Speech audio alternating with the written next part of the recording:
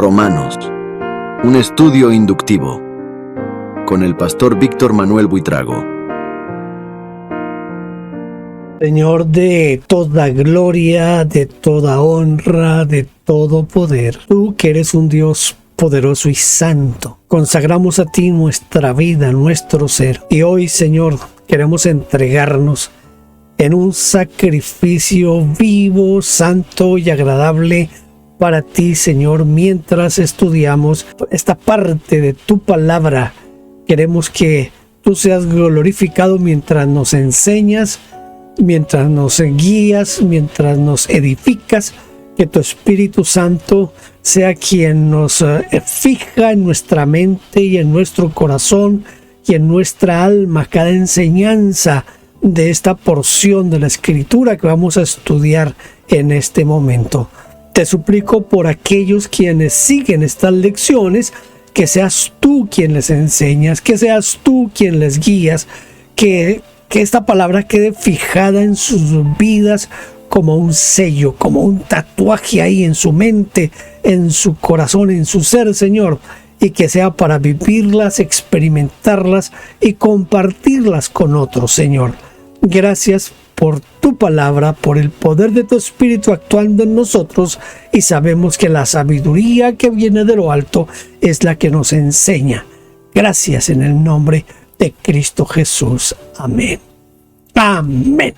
Bienvenidos a nuestra lección número 24 de Romanos Inductivo. Hoy vamos a estudiar Romanos capítulo 12 del versículo 1 al versículo 10. Y para esto voy a iniciar leyendo los versículos 1 y 2.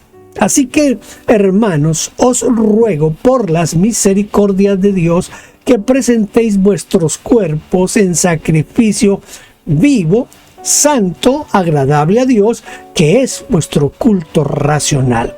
No os conforméis a este siglo, sino transformaos por medio de la renovación de vuestro entendimiento, para que comprobéis cuál sea la buena voluntad de Dios, agradable y perfecta. Sí, Señor, la voluntad de Dios es agradable y perfecta. La primera pregunta de nuestro texto es: ¿qué es un sacrificio vivo? ¿Qué es un sacrificio vivo? Todos los animales que se ofrecían en sacrificio a Dios no debían tener ningún defecto y debían morir en el altar por medio de los sacerdotes, quienes luego usaban la sangre para las purificaciones y quemaban el resto como un holocausto u ofrenda quemada. Pensando en esto, Pablo imaginó a la iglesia ofreciéndose a sí misma como una ofrenda en el altar de Dios. No una ofrenda sin vida, sino viva. No para morir, sino para servir a Dios. Tremendo todo esto, ¿verdad?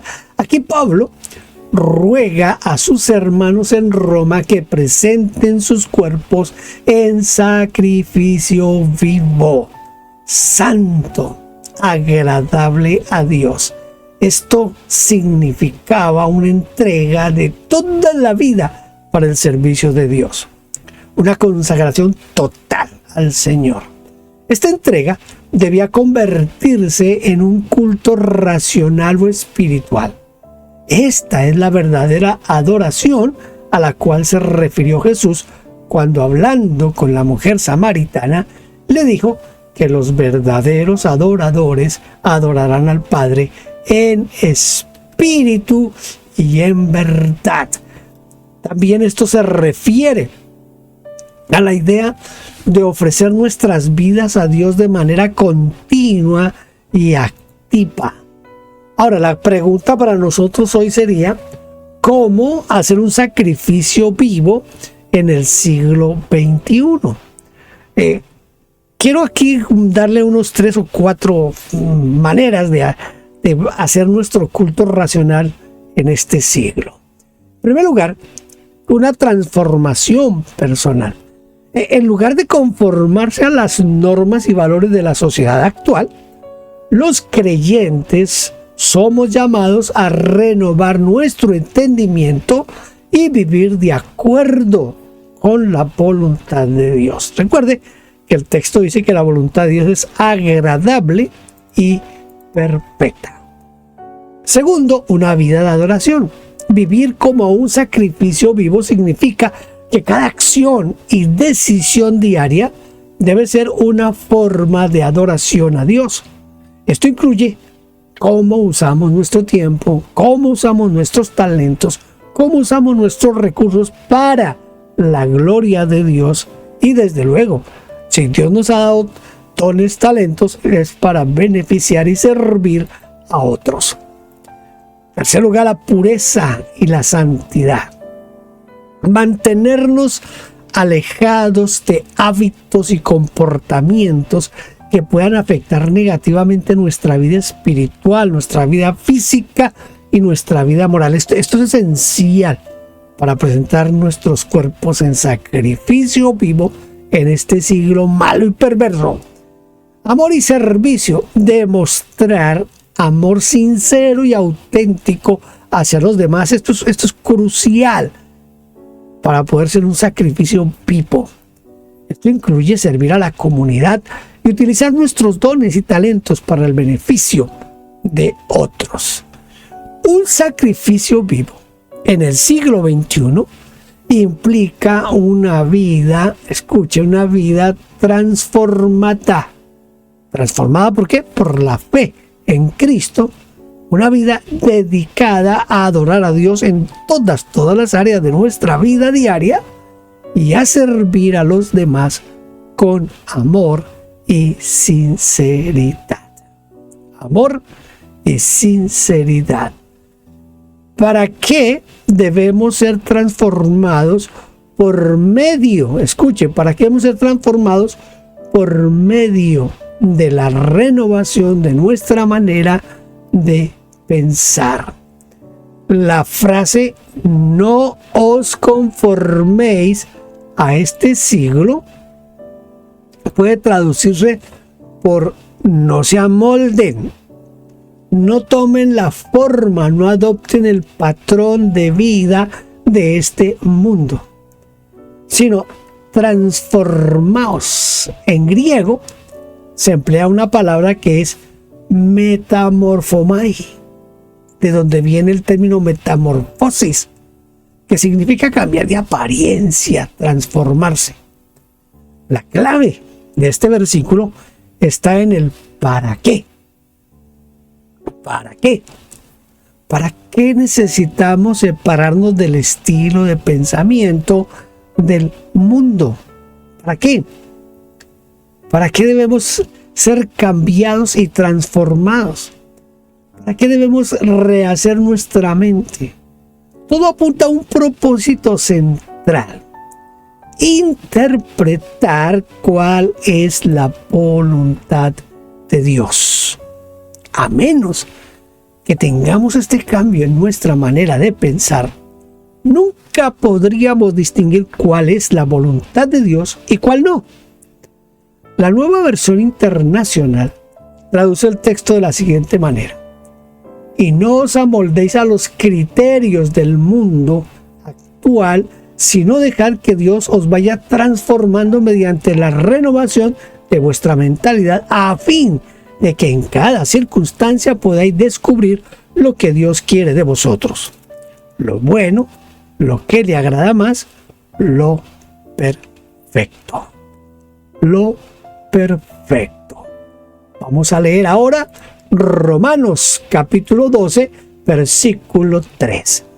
Digo pues, por la gracia que me es dada a cada cual que está entre vosotros, que no tenga más alto concepto de sí que el que debe tener, sino que piense de sí con cordura, conforme a la medida de la fe que Dios repartió a cada uno.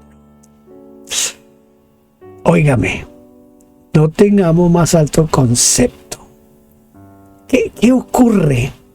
¿Qué es lo que ocurre cuando nosotros entramos en ese plan de tener un concepto más alto sobre nosotros que el que debiéramos tener. Mire, para pensar, cuando nos creemos más de lo que somos, podemos cometer así por poquito 5 errores. Primero, nos comprometemos a hacer más de lo que podemos y luego nos deprimimos porque no hemos podido lograr nuestro objetivo o cumplir nuestras metas. Segundo, creemos que podemos hacer lo que otros más dotados hacen y cuando no lo logramos nos preguntamos ¿por qué otros pueden y yo no puedo lograrlo? Esto produce en nosotros una gran frustración. Tercero, perdemos el sentido de respeto a las autoridades y nos desubicamos. Por ejemplo, los tuteamos, les hacemos bromas fuera de lugar, los palmeamos como si fuéramos viejos amigos sin imaginar que estamos haciendo el ridículo. Cuarto, nos ofendemos más fácilmente porque pensamos que merecemos un trato especial. Y quinto, tenemos la tendencia a minimizar el éxito de otros. Por ejemplo, decimos, no es para tanto. O señalamos los puntos débiles. Por todo esto, que nadie tenga más alto concepto de sí que el que debe de tener. ¿Qué significa? Piense de sí con cordura, conforme a la medida de la fe. Mire, cordura significa prudencia, buen seso, buen juicio. Cordura es una palabra que viene de cuerdo, es decir, que está en su juicio y que reflexiona antes de tomar una decisión. El término empleado aquí, ese término griego, es sophronein, que significa con moderación, con sensatez, con modestia. Por eso, en algunas traducciones leemos que se estime con la medida moderación según la medida de fe que Dios le concedió a cada uno. Porque la fe, que es un don de Dios, es diferente en cada persona. Unos han recibido una medida de mayor de fe que otros y por eso pueden lograr cosas que otros no pueden. Y el que tiene más fe no es mejor que el que no tiene menos fe, porque la fe no se logra por un mérito personal o por un grado mayor de santidad. No, la fe es un regalo que Dios reparte como Él quiere repartir. Hay tantas cosas que nosotros a veces no meditamos en lo que dice la Escritura, la palabra de Dios. Vamos a leer ahora Romanos 12, del 4 al 8. Porque de la manera que en un cuerpo tenemos muchos miembros, pero no todos los miembros tienen la misma función, así nosotros, siendo muchos, somos un cuerpo en Cristo y todos miembros los unos de los otros. De manera que teniendo diferentes dones, según la gracia que nos es dada, si el de profecía, úsese conforme a la medida de la fe, o si el del servicio, en servir, o el que enseña en la enseñanza, el que exhorta en la exhortación, el que reparte con liberalidad, el que preside con solicitud y el que hace misericordia con alegría. Pablo escribe esto desde un contexto, vamos a decir, un contexto un poquito diferente al de nosotros. ¿Es un contexto de una iglesia pequeña o es una iglesia grande? ¿Cómo cree usted que era la iglesia en Roma? ¿Era una iglesia pequeña o era una iglesia grande? Es evidente que escribe esta carta desde una iglesia pequeña. ¿Es de una iglesia pequeña? ¿O es de una iglesia grande? No, yo creo que es de una iglesia grande. Porque dijo, así también nosotros, siendo muchos, escuche, hablando somos muchos, somos un cuerpo en Cristo. Esto nos da la apariencia de que la iglesia era una iglesia grande, desde donde el apóstol Pablo escribe a los romanos. Y no está pensando en los muchos como si estuviesen dispersos por todo el imperio romano, no, sino como miembros de una iglesia local, donde todos se conocían y podían interactuar con la diversidad de los dones que cada quien tenía.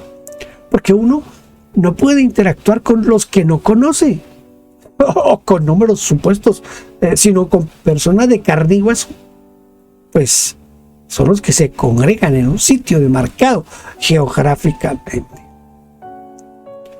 ¿Cuántos miembros tiene el cuerpo humano? Me gusta el ejemplo que toma aquí el apóstol Pablo, porque desafortunadamente a veces en la iglesia nosotros no tenemos en cuenta eso, que somos diferentes unos de otros y que cada uno tiene una función diferente a la del otro.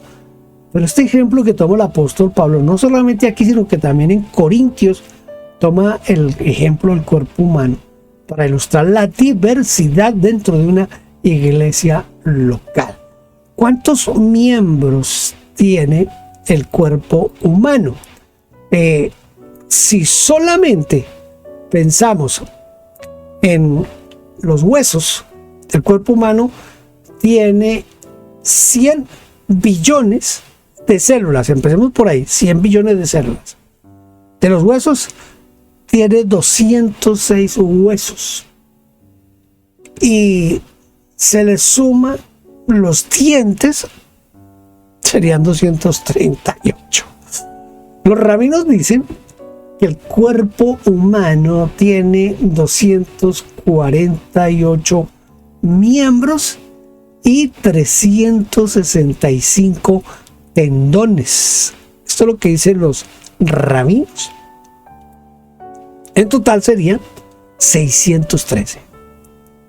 Lo curioso es que descubrieron que en la Torá, lo que nosotros conocemos hoy como el Pentateuco y algunos de los profetas, hay 248 preceptos positivos. Por ejemplo, honra a tu padre y a tu madre. Y hay 365 preceptos negativos. Por ejemplo, como no robarás.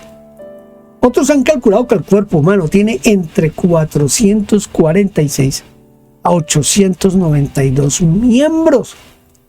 Mire, sea como sea, es cierto que en el cuerpo tenemos muchos miembros, pero no todos los miembros tienen la misma función. Entonces, aquí viene otra parte importante. ¿Cuál es? ¿Cuáles son los dones que menciona el apóstol Pablo aquí? ¿Y cómo podríamos nosotros utilizar esta lista? Cuando yo he dado talleres sobre liderazgo, hago una lista de Corintios 12, Romanos 12 y también agrego Efesios 4, 11 y 12. Al unir todo esto nos da una lista de dones, ministerios bien amplia, bien grande. Y eso hace interesante esta parte del estudio de Romanos. Entonces, esta lista que menciona aquí el apóstol Pablo, ¿cómo podríamos nosotros utilizarla y cómo podríamos aprovecharla? El don de profecía, por ejemplo, debe utilizarse conforme a la medida de la fe. Bueno, y todavía hay algo que hay que discutir, y es que algunos dicen que esos dones ya cesaron, que esos dones ya no existen, que ahora todo lo que se refiere a la profecía es solamente lo que usted lea en la Biblia. Bueno, en toda parte hay mucho de qué hablar y de qué discutir. Segundo, el don del servicio o los diáconos o la diaconía pues debe ser para servir.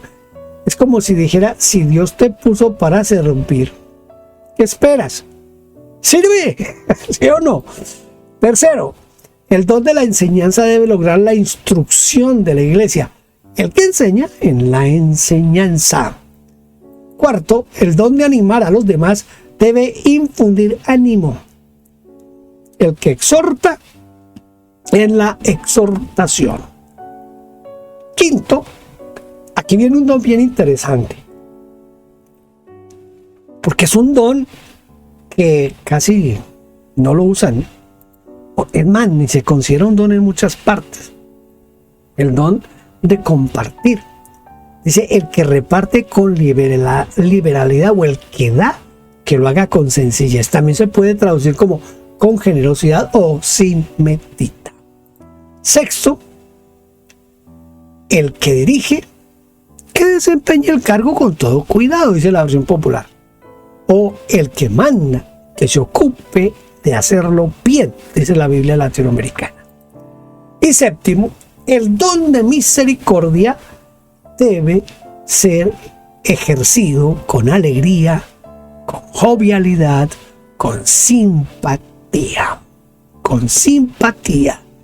El don de la misericordia, que es muy poco practicado, especialmente en lo que nosotros acostumbramos a denominar las mega iglesias.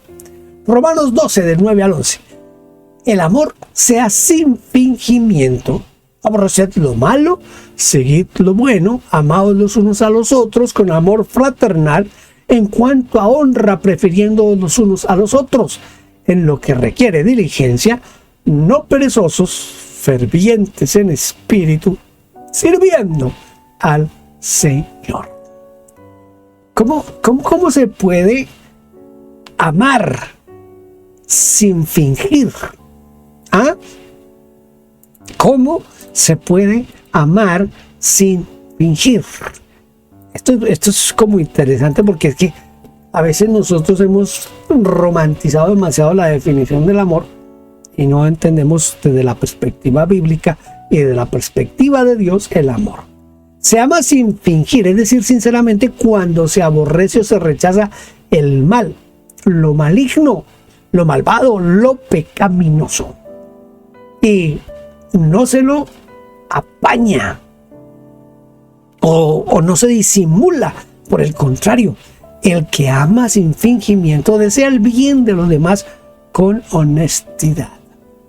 Esto no es una cuestión de palabras solamente, como algunos pudieran pensar, porque lo que les decía hace un momento lo hemos romantizado tanto que nos quedamos en definiciones poéticas del amor. Pero esto es una cuestión de palabras, no son solo palabras o de frases melosas sobre el deber de amarnos los unos a los otros, sino de una buena actitud con el otro. Es seguir lo bueno. En griego el término seguir se traduce también como adherirse, unirse, asociarse, ponerse al servicio de. El que ama, ese que ama sinceramente, prefiere antes que a sí mismo que a los demás se les honre o se les aplauda. En el amor entre hermanos, demuéstrense cariño unos a los otros y en el respeto estimen a los otros como más dignos, dicen en las versiones. ¿Qué significa diligencia? El término o la palabra diligencia significa cuidado o actividad en ejecutar una cosa. Prontitud, agilidad, prisa. Trámite de un asunto administrativo y constancia escrita de haberlo efectuado. Esto es lo que dice el diccionario, la Real Academia Española de la Lengua. En griego es spoudé. Diligencia, esmero, esfuerzo, vehemencia, entusiasmo. entusiasmo. La Nueva Biblia Española dice: en la actividad no se echen atrás en el espíritu, manténganse fervientes, manténganse fervientes.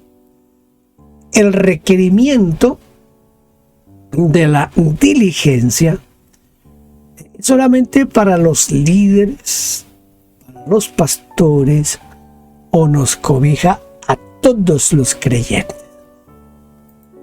El requerimiento de la diligencia, esmero o esfuerzo no es solo para los líderes o pastores, sino que es para toda la iglesia. Porque hay momentos en que se requiere, se necesita de todos, que todos hagan como un mayor compromiso, y donde hace falta rapidez y entusiasmo, pues que lo hagan con rapidez y entusiasmo. Cuando llega el momento, nadie debe mostrarse perezoso o desganado. Nadie debe demorar la obra por llegar tarde. Nadie debería esquivar una tarea con disculpas o excusas. Al contrario, todo servicio al Señor debería realizarse con entusiasmo, con fervor o hirviendo en espíritu. Hirviendo en espíritu. Yo leí por los años 70, finales de los 70, yo leí un libro en el que definía la palabra entusiasmo. Y el autor del libro decía que la palabra venía de dos términos griegos, que era en, que es in o en, theos, Dios. Entonces él decía que la palabra entusiasmo lo que realmente quiere decir es en Dios. Cuando decimos que hacemos algo con entusiasmo, quiere decir que lo estamos haciendo en Dios, por Dios y para Dios. Eso sería la definición de entusiasmo. Yo le animo a que usted haga la obra del Señor con entusiasmo. Que cuando vaya al culto usted vaya con entusiasmo. Que cuando vaya a evangelizar lo haga con entusiasmo. Cuando vaya a ofrendar lo haga con entusiasmo. Entusiasmo en Dios, por Dios y para Dios. Llegó el momento de tratar de memorizar un texto bíblico. Vamos a tratar de memorizar Romanos 12, versículos 4 y 5, que dice: porque de la manera que en un cuerpo tenemos muchos miembros, pero no todos los miembros tienen la misma función, así nosotros, siendo muchos, somos un cuerpo en Cristo, y todos los miembros los unos de los otros. Todos los miembros unos de los otros. ¿Lo repetimos? Repitámoslo. Porque de la manera que en un cuerpo tenemos muchos miembros, pero no todos los miembros tienen la misma función, así nosotros, siendo muchos, somos un cuerpo en Cristo, y todos miembros los unos de los otros. Esto dice Romanos 12, versículos 4 y 5. Versículos 4 y 5. Muy bien. Quizás ¿cómo se llamaría? Como dice un periodista colombiano, una esquirla. Una esquirla. Piense en su cuerpo. Voy a darle solo un ejemplo. La mano. Nuestra mano tiene 5 dedos, ¿verdad? Pero cada dedo tiene lo que se llaman las falanges. Entonces ahí tenemos ya cuántos miembros. Pero hay algo que Pablo nos dice en otra de sus cartas, y es que cada uno de esos miembros están unidos entre sí por las coyunturas. Esas coyunturas son las que sirven, por ejemplo, en el asunto de la mano, son las que nos sirven. Voy a tomar yo mi jarra de mi café. Es la que me sirve para así agarrar la taza del café. Entonces, el hacer esta acción es una acción donde intervienen muchos miembros. Entonces, cuando yo tomo oiga, le estoy dando aquí un propaganda a Flying. Entonces, cuando yo tomo aquí, están funcionando ¿cuántos miembros? Cualquier acción en la iglesia va a requerir de muchos miembros, Y el éxito no es solo de uno. Mire, aquí el éxito no es del meñique ni no, aquí el éxito es de la acción de todos y también de la muñeca y de los músculos que me ayudan a sostener. Mire cuántas cosas funcionan en la acción del cuerpo. Así es en la iglesia. Ahí está el pastor tiene una función, ahí están los líderes, ahí están los hermanos que ayudan en las escuelas bíblicas, en las clases con los niños, la señora que se ocupa de dar la bienvenida al que va llegando, la señora que prepara el café para que cuando salgamos del culto tengamos donde ir a tomar café. Todo eso es parte de la función de cada uno y debemos juntos crecer en amor. Gracias por haber estado aquí conmigo en la lección número 24 de Romanos. Lo espero en la próxima lección. Dios le bendiga. Gracias por vernos. Favor inscribirse en nuestro canal. Denos un like, toque la campanita y déjenos su huella con un comentario. Bendiciones.